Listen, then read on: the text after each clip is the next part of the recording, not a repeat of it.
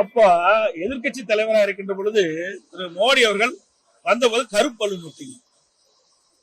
திரு ஸ்டாலின் அவர்கள் முதலமைச்சராக இருந்த பொழுது அவர் தமிழகத்துக்கு வருகின்ற போது வெள்ளைக்குடை பிடித்தவர் தான் இந்த முதலமைச்சர் ஸ்டாலின் அவர்கள். ஏன் கடந்த 3 ஆண்டு காலமாக பிரதமர் மந்தியை முழுமையாக சந்தித்து தமிழ்நாட்டை கோரிக்கை வைக்கல? இப்போ அவசியம் என்ன வந்தது? பிரச்சனை வந்துட்டது. அந்த பிரச்சனைக்கு தீர்வு காண வேணும். அதன் அடிப்படையில் தான் இன்றைக்கு பிரதமரை தனிப்பட்ட முறையிலே பார்த்து என்ன பேசுறான்னு தெரியாது. அவர் சொன்னதுதான் வெளியில் வந்திருக்குது. பிரதமர் சொன்னதான் உண்மை வெளியே வரும். ஆனா இதையே ஏன் முன்கூட்டி செய்யவில்லை? இதுதான் மக்களுடைய கருத்து, எதிர்கட்சியுடைய கருத்து. கடந்த 3 ஆண்டு காலமாக நிதி ஆயோக் கூட்டம் நடைபெற்றுக் கொண்டிருக்கிறது. அந்த கூட்டத்தில் ஏன் கலந்து கொள்ளவில்லை?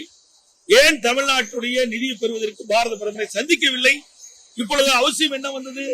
பிரச்சனை வந்துவிட்டது. அந்த பிரச்சனையை சரி செய்ய வேணும். அதற்காக பாரத பிரதமரை சந்தித்திருக்கின்றார். உதயநிதி அவர்கள் சொன்ன ஈடியும் ஈடி கண்டாலும் பயப்படும் இல்ல, மோடி கண்டாலும் பயப்படும் இல்ல. அப்புறம் ஏன் அவர் தம்பி ஓடி வெளிநாட்டுக்கு ஓடினாரு?